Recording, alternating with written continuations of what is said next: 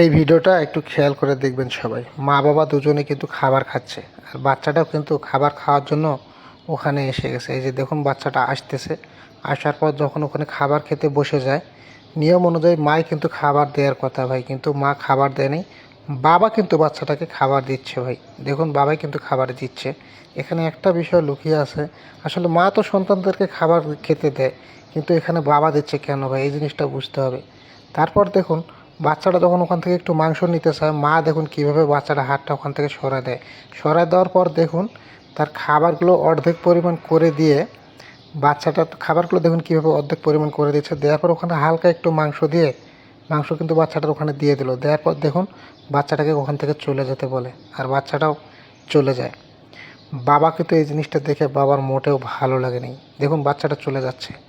বাবা দেখুন তার পাতের ভাতগুলো ওখানে রেখে আর একটা প্লেটে হালকা একটু ভাত নিয়ে, হালকা একটু মাংস নিয়ে, এই দেখুন হালকা একটু ভাত নিচ্ছে, হালকা একটু মাংস নিচ্ছে, নিয়ে মেয়ের পিছে পিছে বাবাও চলে যাচ্ছে।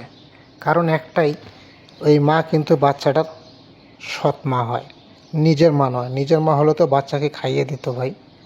তো এখানে একটাই কথা হচ্ছে, এই দেখুন বাচ্চাটা মাউরি বাচ্চার মতো এখানে সাইডে এসে কিভাবে খাবারগুলো খেতে বসেছে, আর বাবা তার পিছে পিছে আসতেছে।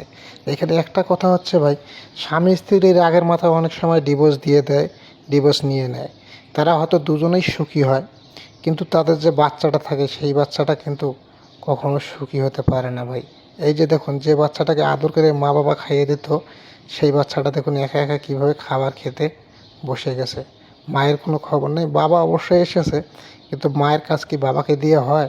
বাবা দেখুন সাইডে এসে মায়ের ভয়ে বাচ্চাটাকে কিভাবে তার নিজের পাতের খাবারগুলো খাইয়ে দিচ্ছে। ডিভোর্স দেওয়ার আগে, ডিভোর্স নেওয়ার আগে একটা জিনিস মেনে রাখবেন সবাই, যে ডিভোর্স দিলে স্বামীও সুখে থাকে, স্ত্রীও সুখে থাকে। মাঝখানে ছোট ছোট বাচ্চাগুলোর কিন্তু অনেক বিড়ম্বনা হয়, অনেক কষ্ট সহ্য করতে হয়, বাচ্চাগুলোকে লাঞ্ছনার শিকার হতে হয়, বাচ্চাগুলো মানসিকভাবে অনেক আঘাত পায়। এই জিনিসগুলো সবাই খেয়াল রেখে ডিভোর্স দেওয়া এবং ডিভোর্স নেওয়া থেকে বিরত থাকবেন ভাই।